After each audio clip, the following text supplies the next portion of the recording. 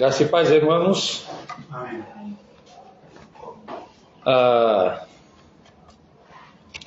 Hoy continuaremos nuestro estudio de la serie Las Doctrinas de la Gracia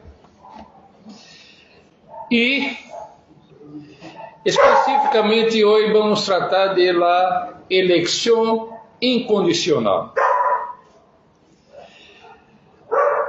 En nuestra clase, o mejor, en la semana anterior, nosotros confrontamos la cruda realidad de la depravación total. Vimos que, lejos de estar simplesmente enfermos espiritualmente, estávamos muertos en nuestros delitos y pecados, radicalmente incapazes de buscar, desear ou sequer responder a Deus por nossa própria conta. Agora, se essa é a condição do ser humano, uma morte espiritual que impossibilita a iniciativa própria hacia a salvação, surge a pergunta fundamental: como é possível que alguém seja salvo? Se não podemos levantar um dedo para alcançar a Deus, o que hacemos para ser salvos? Aqui é onde a doutrina da eleição incondicional se eleva não como uma ideia difícil ou injusta, mas como uma gloriosa manifestação da graça de Deus hacia o pecador. Hoje estudaremos uma verdade que a menudo é a mais debatida e quizás a mais incompreendida de todas as doutrinas da graça: a eleição de Deus, a eleição incondicional. Um Deus que elige sem condições, sem mérito preexistente em nós outros. Não contradice isso nossa ideia de justiça ou liberdade? Essas são algumas perguntas que a vezes passa em la mente de uma pessoa. A lo largo de la história,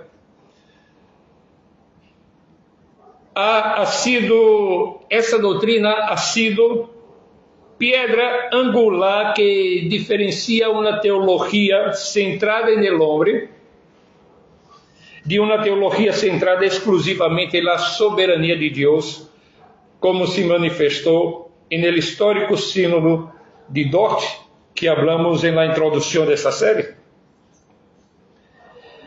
Agora, o que quero fazer é invitá-los a mirar, a poner sua atenção agora nas Escrituras, onde veremos que a eleição incondicional não é uma verdade para desanimar a nós outros, sino para humilhar-nos profundamente ante a magnitude do amor imerecido de Deus, para fundamentar nossa segurança nele e para encender um selo evangelístico que surge da confiança em seu propósito infalível. Essa doutrina, irmãos, prepara-nos para adorar um Deus que desde a eternidade, diz as Escrituras, nos amou e nos escolheu por el puro afecto de sua vontade, não por lo que éramos, sino por quem é Ele. Então, pido que ponga sua atenção em los textos que vamos considerar mais adelante. E eu quero começar com o fundamento, mostrando que a eleição incondicional é uma doutrina bíblica. E as Escrituras apresentam a eleição não como uma possibilidade, mas como um hecho ineludível da obra de Deus. É um princípio que despliega a lo largo da história bíblica, desde os patriarcas até o Novo Testamento, fundamentando a salvação em la vontade soberana de Deus. Eu quero invitar-los a abrir suas Bíblias no capítulo 9 de Romanos, onde podemos ver o fundamento e o desenvolvimento de essa doutrina a partir desse texto. Não vamos a ler todo o capítulo, porque vou a mencionar algumas coisas aqui e depois seguimos para considerar outras. Romanos capítulo 9.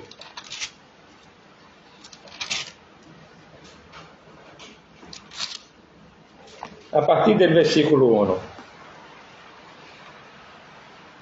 Verdade digo em Cristo, não minto, e minha consciência me dá testemunho em el Espírito Santo, que tenho grande tristeza e contínuo dolor em meu coração, porque desejara eu mesmo ser anatema, separado de Cristo por amor a mis hermanos, los que são mis parientes segundo a carne, que são israelitas, de los quais são la adopção, la glória, el pacto, la promulgação de la lei, el culto e las promessas, de quienes são os patriarcas, e de los quais, segundo la carne, vino Cristo, el qual es Deus sobre todas as coisas, bendito por los siglos. Amém. No que a palavra de Deus haya fallado, porque no todos los que descienden de Israel são israelitas, ni por ser descendentes de Abraão são todos hijos, sino em Isaac te será chamada a descendência. Isto é, não los que são hijos segundo a carne são os hijos de Deus, sino que los que são hijos segundo a promessa são contados como descendentes. Porque a palavra de Deus, porque a palavra de la promessa é esta: por esse tempo vendrei e Sara tendrá um hijo.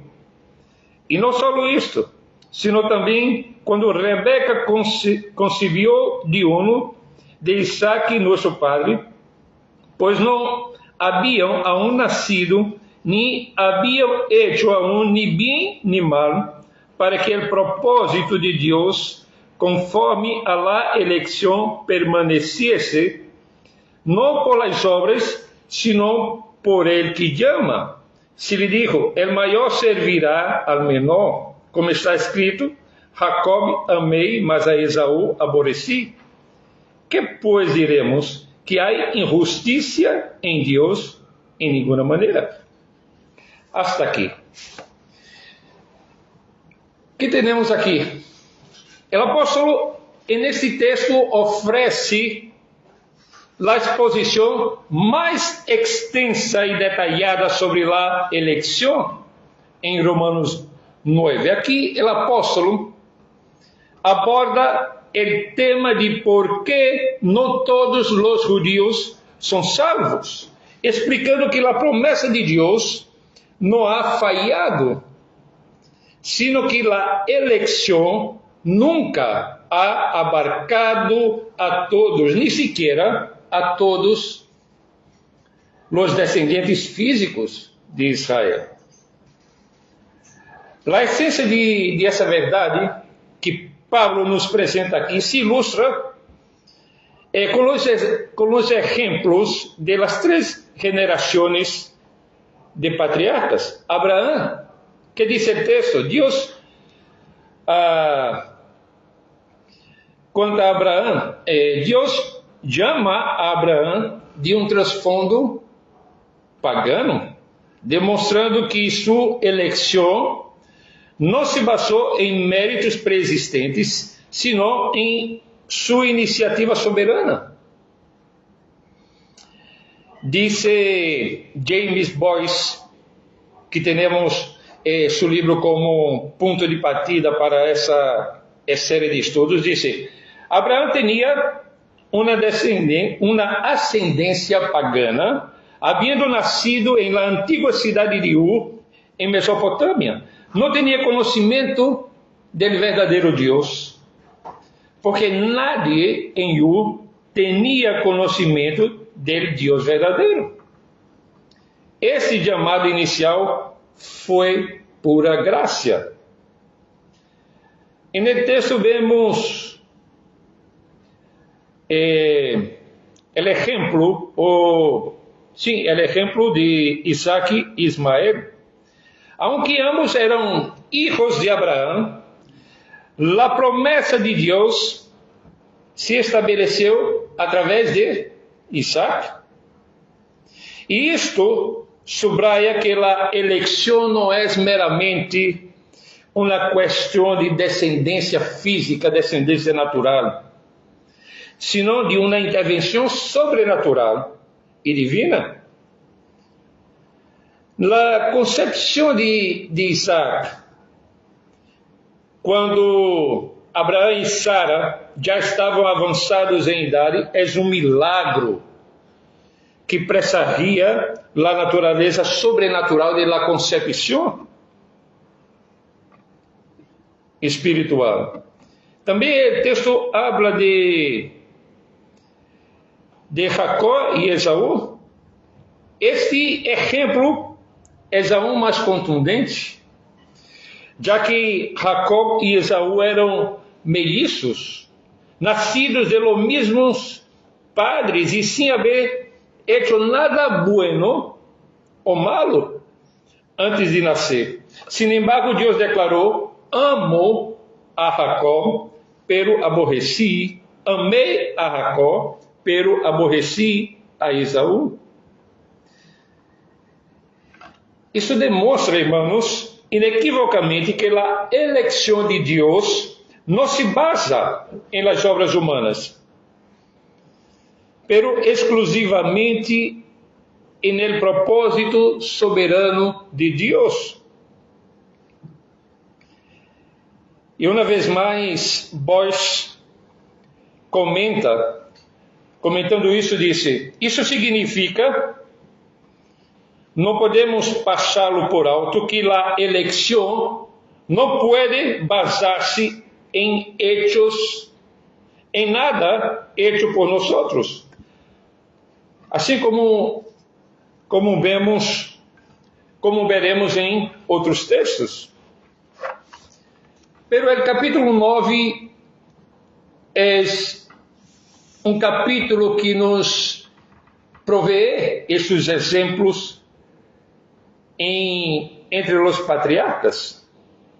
Pero a enseñanza de essa doutrina é mais ampla em las Escrituras. Mais allá de Romanos 9, há numerosos textos bíblicos que confirmam ou que ensinam a doutrina de la eleição incondicional. E aí eu vou necessitar que vocês me ajudem com a leitura. O primeiro texto que quero ver com vocês é Deuteronômio capítulo 7, versículos 7 e 8.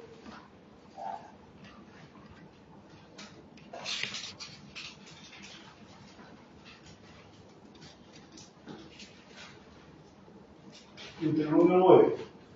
7, de 7 hasta 8. Versículos 7 e 8.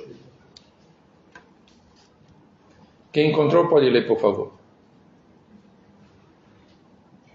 No por ser vosotros más que todos los pueblos os ha querido Jehová y os ha escogido, pues vosotros erais el más insignificante de todos los pueblos. sino por cuanto Jehová os amó y quiso guardar el juramento que juró a vuestros padres, os ha sacado Jehová con mano poderosa y os ha rescatado de servidumbre de la mano de Faraón, rey de Egipto. Ok. Que nos enseña esse texto acerca de la elección incondicional? Bueno, aquí en este texto especialmente dice que el Señor los escogió a ellos no por ser un gran pueblo, porque de hecho el Señor les resalta que eran el pueblo más insignificante, sino que lo hizo por amor y porque quiso guardar el juramento que hizo anteriormente a vuestros padres. Dice, me imagino que a Abraham, a Isaac, a Jacob, etc. ¿No? Ok, exatamente, César. Esse texto ressalta essas duas ideias, que a eleição de Israel está basado em la elección, o sea, en Dios elegir no por ver mérito ou alguma qualidade inerente à nação mesma. Isso subraya que a eleição divina não é uma resposta a algo en el objeto de la elección, sino que emana puramente de la voluntad y el afecto de Dios. Es una elección incondicional por parte de Dios. Pero veamos también Juan capítulo 15. Evangelio de Juan capítulo 15, el versículo 16. Yo voy a leer para ustedes. No me elegisteis vosotros a mí, sino que yo os elegí a vosotros y os he puesto para que vayáis y llevéis fruto, y vuestro fruto permanezca, para que todo lo que pidiereis al Padre en mi nombre, Él os lo dé. Aqui Jesus declara diretamente a seus discípulos: não me elegisteis vosotros a mim, sino que eu os elegi a vosotros. E eu vejo que essa declaração de Jesus é clave, porque invierte a perspectiva comum. La perspectiva de la iniciativa en la relación salvífica no proviene del hombre hacia Dios, sino de Dios hacia el hombre. La elección de los discípulos para llevar fruto no se originó en su decisión, sino en la decisión previa y soberana de Jesús. E esse texto refuerza el concepto de que la elección es una acción unilateral de Dios, no condicionada por una elección humana prévia. Agora, alguém, por favor, abra em Hebreus capítulo 13, versículo 48.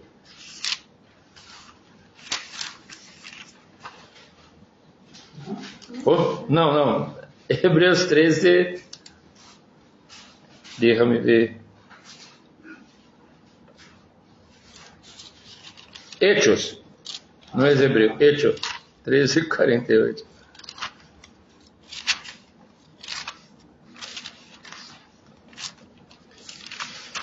Hechos 13, 40.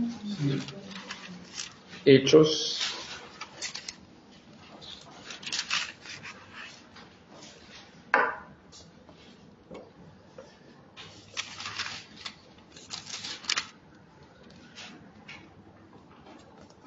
Quem encontrou pode ler, por favor. Los gentiles, oyendo esto, se regocijaban, glorificaban la palabra del Señor, y creyeron todos los que estaban ordenados para vida eterna. Que afirma este texto? El texto dice que cuando los gentiles oyeron, creyeron todos los que estaban ordenados para la vida.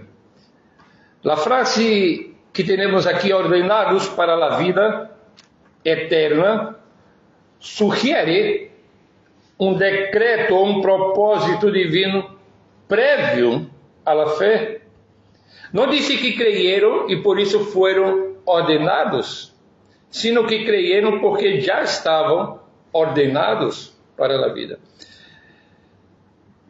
E uma vez mais, isso coloca a eleição de Deus como anterior e causal à la fé salvadora. Lo que significa também que a fé mesma é resultado de um propósito divino, não sua condição. Isso confirma que a determinação de Deus precede e possibilita a resposta humana à predicação do Evangelho. Outro texto mais, Efésios capítulo 1, versículos 4 a 5.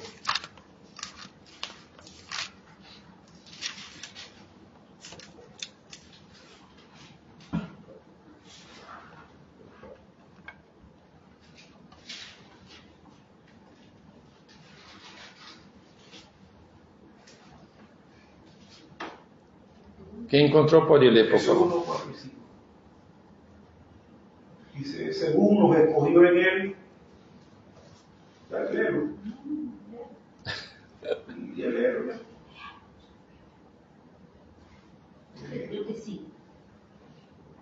Según nos escogió en él antes de la fundación del mundo, para que fuésemos santos y sin mancha delante de él, en amor habiéndonos predestinado para ser adoptados hijos suyos por medio de Jesucristo, según el puro afecto de su voluntad.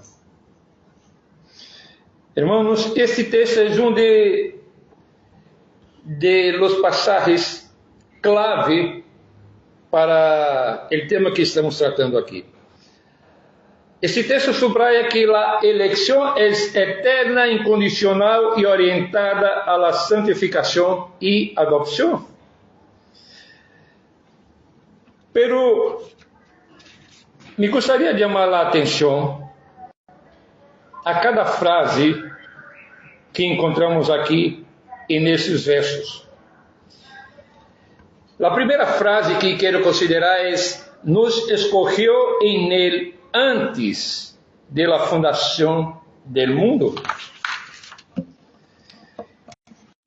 Isso indica que la elección es un acto eterno de Dios anterior a la existência de qualquer pessoa e, por lo tanto, não pode estar basada em algo que haríamos en el tempo. La segunda frase, para que fuéramos santos e sin mancha delante de Él em amor. Essa frase estabelece o propósito santo de la elección. La terceira frase que quero chamar a atenção, habiendo-nos predestinado para ser adoptados hijos suyos por meio de Jesucristo. Ou seja, a predestinação se apresenta como o meio por el qual a eleição se leva a cabo, culminando em la adopção como hijos. E a quarta frase, segundo o puro afecto de sua vontade. Essa é a expressão mais clara de la incondicionalidad. La base de la elección no es ningún mérito, acción o fe previsible en nosotros, mas únicamente el puro afecto, ou seja, beneplácito, bom propósito de la própria vontade de Deus. Eu quero ver um texto mais. 2 Timoteo, capítulo 1, versículo 9.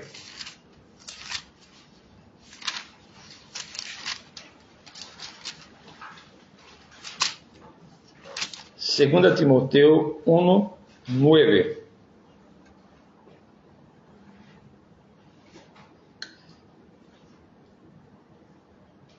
Quem nos salvou e chamou com chamamento santo, não conforme a nossas obras, senão segundo o propósito suyo e a graça que nos foi dada em Cristo Jesus, antes de los tempos de los siglos. Graças, querido.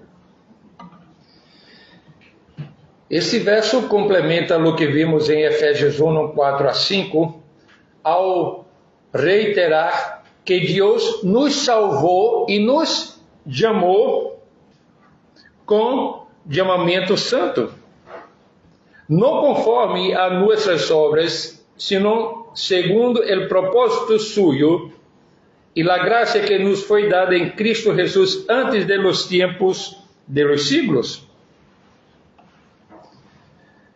Esse texto afirma diretamente que nossas ações e por extensão nossa fé ou méritos não são a base de nossa salvação ou nosso chamamento. Esse texto elimina qualquer condição humana como ponto de partida para a salvação.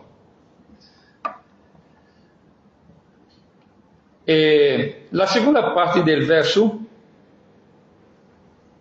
dice, sino segundo el propósito suyo y la gracia que nos fue dada en Cristo Jesús antes de los tiempos de los siglos. Y aquí, hermanos, a igual que Efesios, sitúa el origen de la salvación en los propósitos eternos y la gracia de Dios, que nos foi concedida incluso antes da história. Isso demonstra que a eleição é pré-temporal, graciosa, não contingentemente ligada a algo que o ser humano pueda ser. Agora, quando miramos estes textos em um conjunto, eles pintam um quadro consistente da eleição divina que é eterna, soberana, unilateral e incondicional, basada unicamente em la vontade e el propósito gracioso de Deus e não em la previsão de la fé ou las obras humanas. Bueno, diante desta fundamentação bíblica, digamos assim, dessa doutrina, há alguma pergunta, algum comentário que vocês queiram apresentar nesse momento?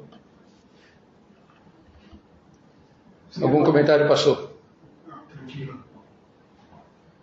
Sí, yo recuerdo cuando estábamos, Gloria y yo, en otra congregación, se llegó a decir que esta doctrina de la gracia era una exageración, así lo llegaron a decir de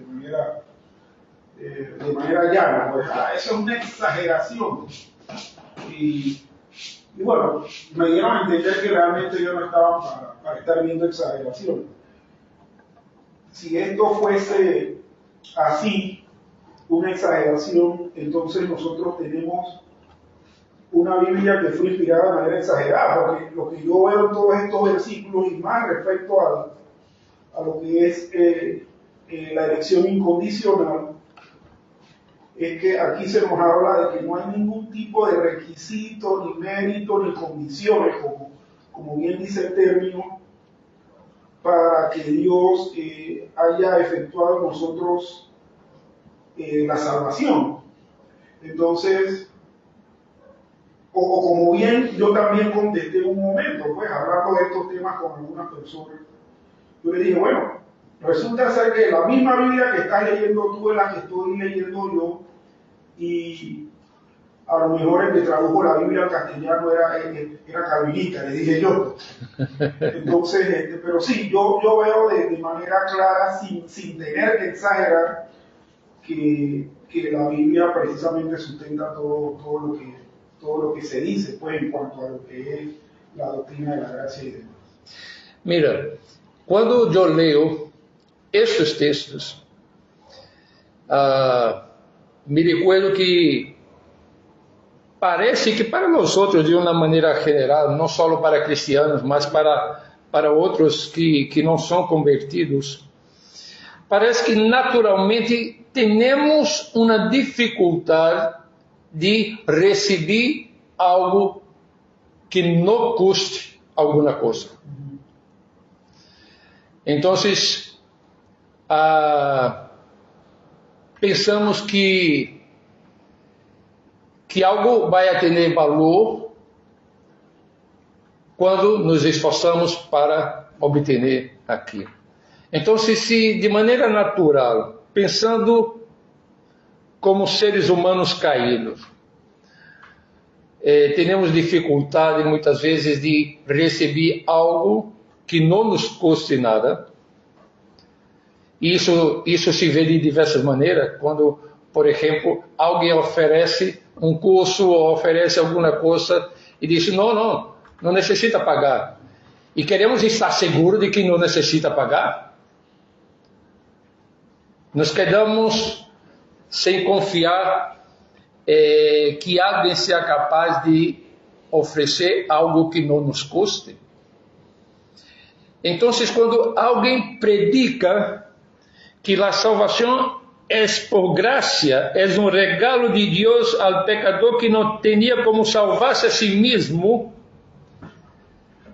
mantenemos essa dificuldade de receber a salvação, em certo sentido, como essa reação natural que temos às coisas que são oferecidas sem custo. Pero aqui há podríamos tratar de um debate, digamos assim, que involucraria outras perspectivas distintas, né? Como o catolicismo que disse que nós damos um passo, Deus dá outro, hasta que logramos aí alcançar a salvação. Pero a partir de estes textos, podemos estar seguros de que não há nada que um ser humano em pecado pueda fazer para salvar a si mesmo. Tudo empieza com Deus e todo o processo de salvação, hasta a glorificação, é unicamente obra de Deus a favor de los pecadores elegidos. Agora, eu quero mencionar também aqui o tema da eleição condicional. Alguns cristianos, ao aceitar a existência da eleição, intentam suavizar sua força postulando uma eleição condicional, onde Deus elige aqueles de quienes prevê que tendrão fé. Sin embargo, essa ideia contradice o significado mesmo da palavra eleição e a enseñança bíblica. E aqui, quanto a esse ponto, James Boyce disse: isso destrui o significado mesmo da palavra. Por supuesto, porque tal eleição não é realmente eleição em absoluto. Em realidade significa que os homens e mulheres se eligem a si mesmos e Deus queda reduzido a um espectador que responde a seu livre albedrío. Además, se a eleição se basara em la previsão de la fé, que veria Deus em um pecador espiritualmente morto, a parte dele rechazo ao Evangelho?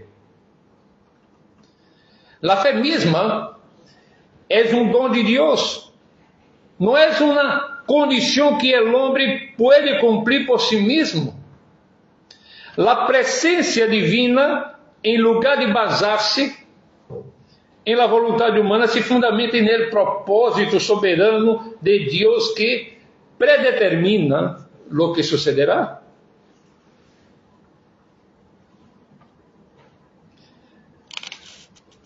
E aqui precisamos aclarar as implicações do tema, que tem que ver com justiça divina e reprovação.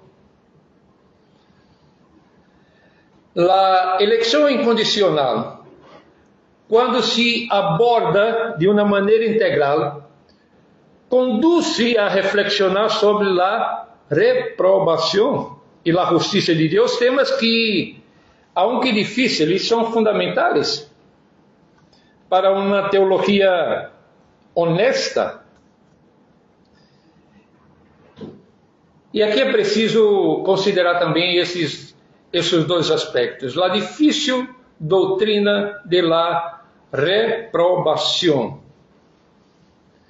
La reprobação é a contraparte negativa, digamos assim, de la eleição, a enseñança de que Deus, em sua soberania, passa por alto a alguns para a condenação eterna.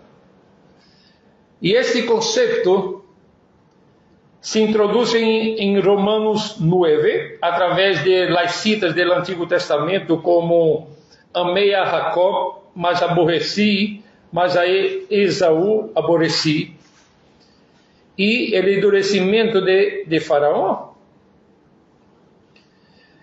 As Escrituras, irmãos, apresentam outros textos que de forma explícita ou implícita ensinam sobre a reprobação.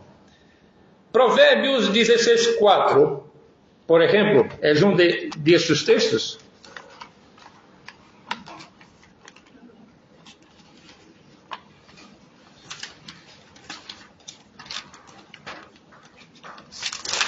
Provérbios 16:4.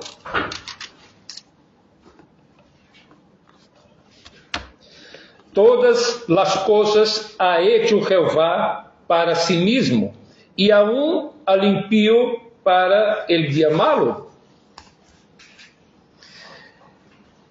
Esse provérbio é uma declaração poderosa da soberania universal de Deus. O texto afirma que não só as coisas buenas ou os justos existem para os propósitos de Deus, sino que aún al impío ha sido hecho por Jehová para el día malo. Isso significa que a existência de los impíos e seu destino final estão dentro do plano soberano de Deus e cumprem seus próprios propósitos. Não se trata de que Deus crie maldade, sino que incluso a existência e o juízo de quienes escorrem a maldade estão subordinados a seu desígnio divino para manifestar sua justiça e sua glória. Esta é uma afirmação clara de que Deus ha preordenado o destino de aqueles que perecem, não de forma arbitrária, mas no contexto de sua pecaminosidade y para la glorificación de su justicia. Juan capítulo 12, vamos a ver esse texto também. Juan capítulo 12. E quem encontrar pode ler, por favor. 12, a partir do versículo 39 hasta 40.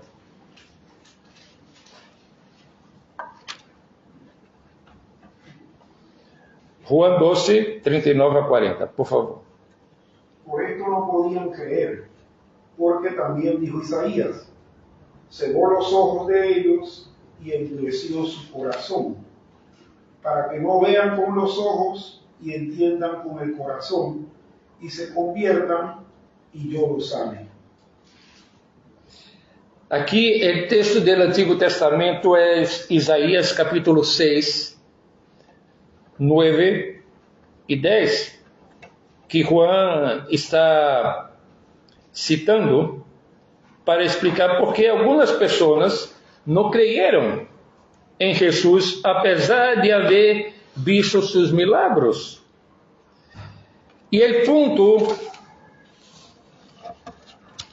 ou a clave é a frase, não podiam creer. E a explicação lhe sigue. Cegou os olhos de ellos e endureceu su coração. Isto não é uma mera descrição da incredulidade humana. É uma afirmação da ação divina que resultou em sua incapacidade para crer. Deus, em sua soberania, actuou para cegar seus olhos e endurecer seus corações. O propósito de esta ação divina é explícito para que não vejam com os olhos, nem entendam com o coração, nem se conviertam e eu los sane. Este passagem demonstra que a incredulidade de alguns não é simplesmente uma falha de sua parte. É parte de um plano divino que inclui o endurecimento e a cegueira espiritual por parte de Deus, lo qual é um elemento central de la reprovação. Deus não lhes concede a graça de la fé, de hecho, ativa um impedimento para que não creiam. Outro texto, primeira carta de Pedro, capítulo 2, versículos 7 e 8.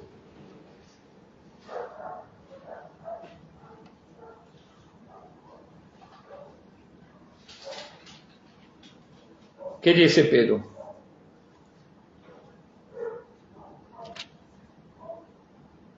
Para vosotros, pues, los que creéis, Él es precioso, pero para los que no creen, la piedra que los edificadores desecharon ha venido a ser la cabeza del ángulo, y piedra de tropiezo y roca que hace caer, porque tropiezan en la palabra, siendo desobedientes, a lo cual fueron también destinados.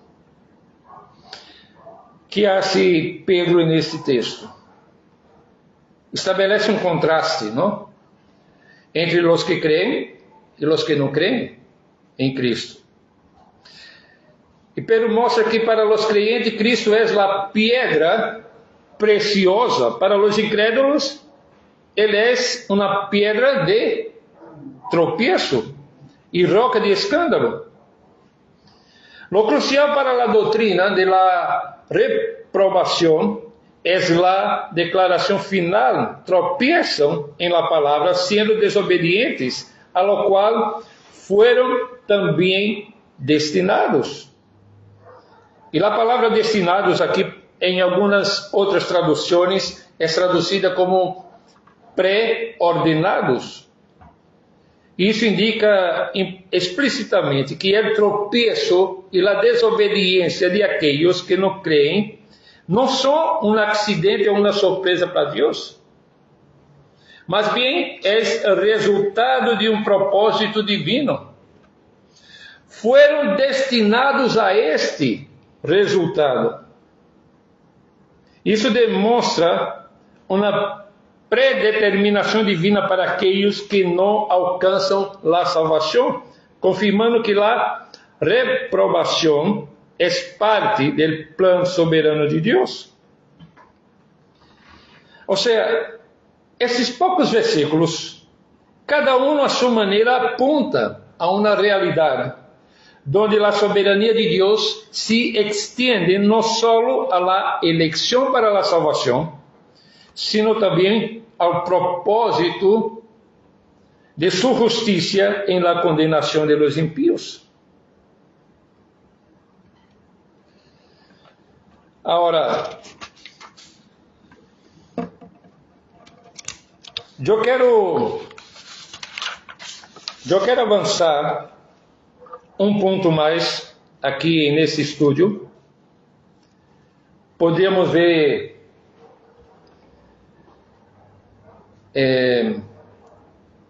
outros temas que estão dentro dessa reflexão, pero me gostaria volver a atenção para os benefícios da eleição incondicional.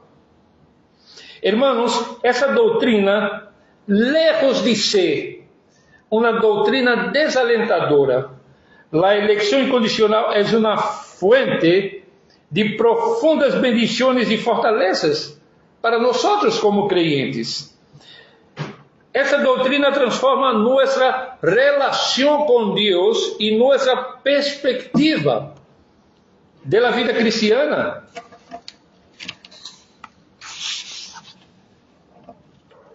Esta doutrina, por exemplo, elimina todo orgulho humano.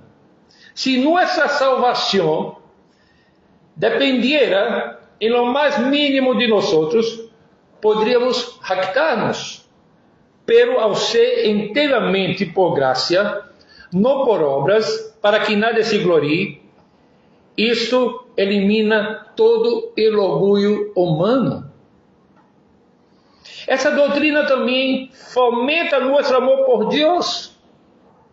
Quando compreendemos que fomos elegidos sem mérito algum, nosso amor por Deus se vuelve ilimitado. Reconhecemos que seu amor por nós é soberano e imerecido, dissolvendo qualquer pensamento egocêntrico. Essa doutrina enriquece nossa adoração. Essa doutrina nos permite adorar a um Deus que é absolutamente livre e soberano, que hace o que quer com seu universo. Ao conhecer sua obra, nossa adoração se profundiza. Pero esta doutrina nos consuela em la apostasia e nos dá seguridade. Se alguns que pareciam crer se apartam, não significa que o propósito de Deus haya falhado, sino que não estavam entre os elegidos. Para os que creem, essa doutrina oferece uma seguridade inquebrantável de que Deus perseverará com seus santos até o final. E por fim, essa doutrina anima nosso selo evangelístico.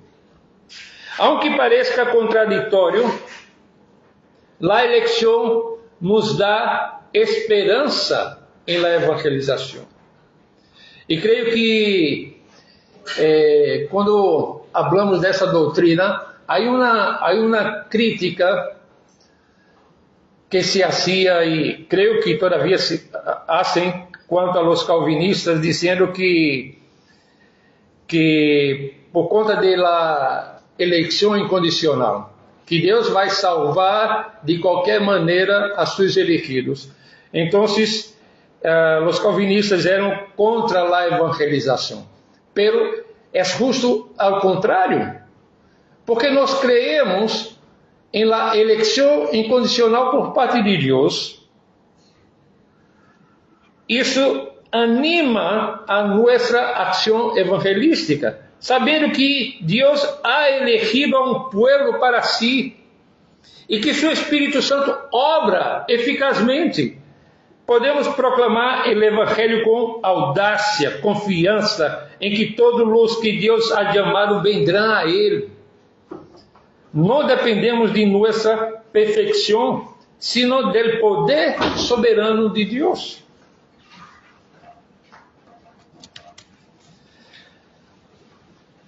E eu quero concluir, irmãos, dizendo umas poucas palavras aqui, pero para reafirmar que a eleição incondicional, aunque seja para muitos uma doutrina complexa, é profundamente bíblica e vital para uma fé madura. Essa doutrina nos recuerda que nossa salvação é um dom gratuito e soberano de Deus, arraigado em seu propósito eterno e em sua imensa graça. Esta verdade, como disse há pouco, nos humilha, nos leva a amar mais a Deus com maior fervor, enriquece nossa adoração, nos dá consuelo em dificuldades, nos impulsa a compartilhar o Evangelho com uma confiança inquebrantável, reconhecendo que todas as coisas obram para bem para aqueles que amam a Deus, para aqueles que são chamados segundo seu propósito. Então, quando nos ponemos em la búsqueda de compreender as doutrinas de la gracia, não só somos fortalecidos em nossa fé, não só alcançamos uma melhor compreensão de como Deus obra a salvação em la vida del pecador, pero somos transformados por Deus e para a glória de Deus. E mientras Cristo regresse, essas doutrinas nos impulsam a proclamar o Evangelho, crendo que esse é o método que Deus ha designado para chamar a seus elegidos a la fé. Então, mi deseo é que salgamos de aqui com o coração lleno de esperança, de gratitude e de ânimo para compartilhar esse Evangelho com aqueles que todavia não conhecem a Cristo como seu Senhor e seu Salvador. Alguma pergunta, algum comentário? Se não, vamos a nosso tempo de oração.